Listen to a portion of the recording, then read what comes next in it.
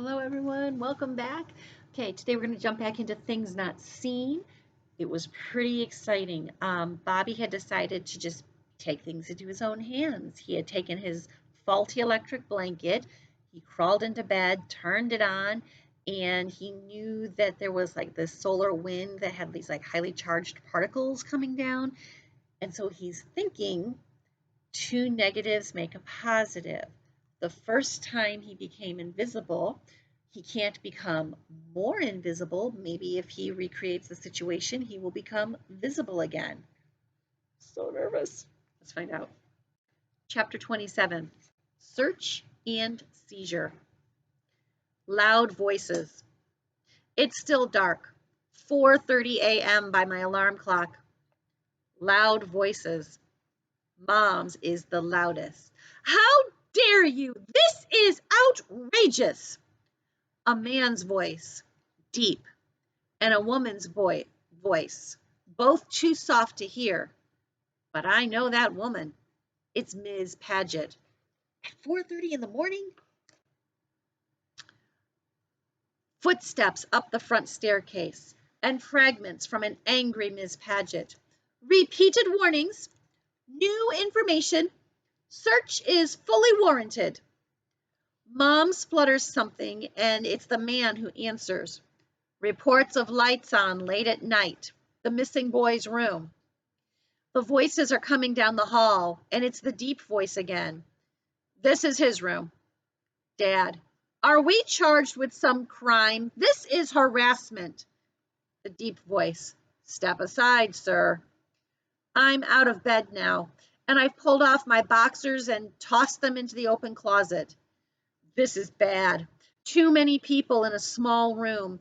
Someone's going to bump me or step on me. And what if someone stays in the doorway? No escape. The door opens, and a shape fills the opening, and an arm reaches for the light switch. I'm next to my desk, standing still.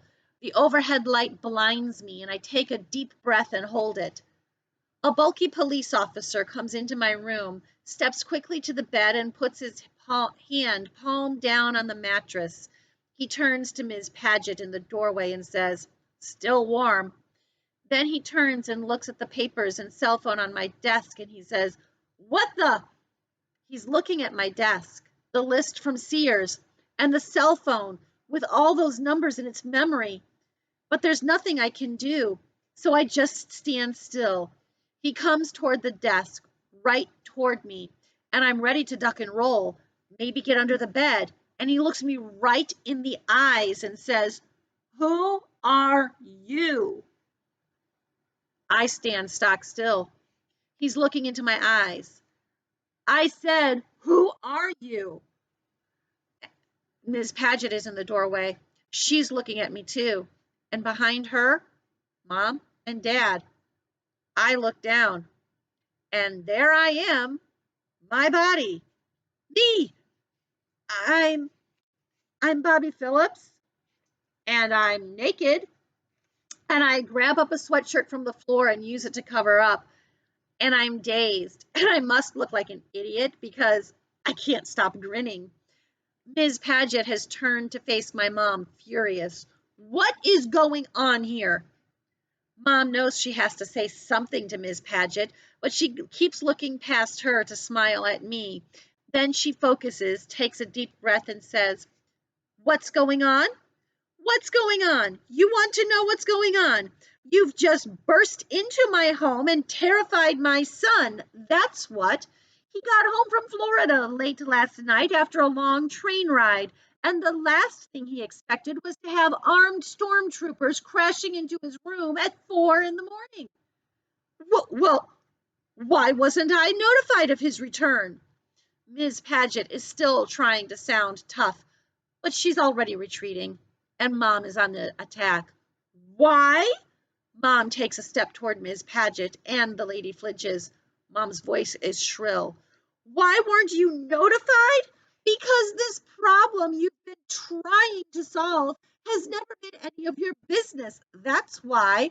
There's never been a real problem. You've tried to make our family's activities into the state's business, and you assumed Bobby was lost or missing or who knows what.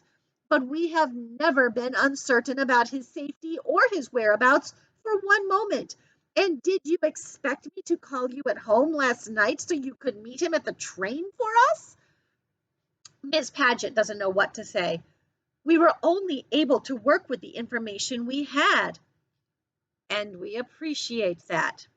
Dad's turn. We know that you have been doing your job, and by your standards, you had reasonable cause for concern. And when my wife has had the rest of her sleep, I am sure she will be less angry than she is at the moment. Now, is there anything else we can do for you? Then, turning to the cop, Dad says, "Officer, is there something else you need to search for?"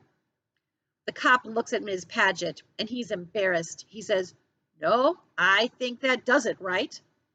Miss Paget nods. Mom steps back, and Dad moves aside, and the policeman and Miss Paget walk out of my room, down the stairs, and out of our house. Here's the summary of what happens next. Hugs, kisses, some tears, some hot chocolate, more hugs, and a lot of talk. First, I explain about the ACE and the Soho websites, then about messaging Alicia and her double negative idea, and then how I just got the blanket, plugged it in, and got into bed. I don't tell them how my last thoughts were of Alicia.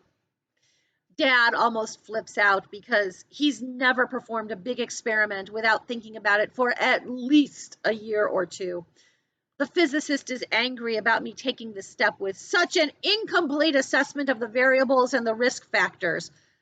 But the father is proud about me being so bold. And both the physicist and the father are blown away with the results. But as I talk with Dad, I can see the wheels spinning in his head, and I know that the scientist is just itching to take that blanket and try it out on something else. Maybe a little white mouse. Mom would not let go of my hand. We're downstairs on the couch in the living room, and she keeps reaching over to push my hair off my forehead. My hair's a lot longer than it was a month ago. Yeah, mine too. And she keeps tilting her head and smiling this goofy smile at me. I feel like her eyes are devouring my face. But you can only take so much of this kind of stuff. And after about half an hour, I start yawning. And Mom can see me yawn. And she can see that I look tired. And she can see me smile when she says I ought to go back to bed.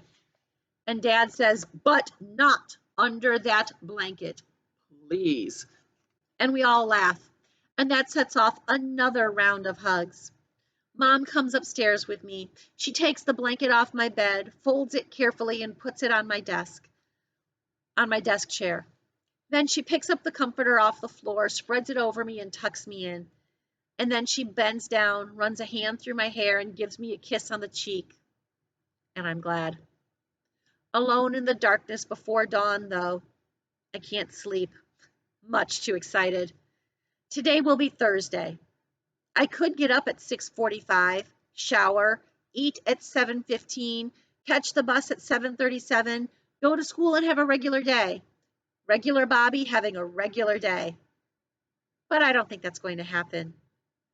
There's some other stuff I need to take care of. It worked. He's back. Can you imagine standing there naked in your room and have all these people come busting in? And he had no idea he was visible at this point? Oh my gosh. Craziness. And what's the other stuff he needs to take care of? Or maybe who is the other stuff he needs to take care of? We'll finish this up, maybe finish it tomorrow. Bye, everybody.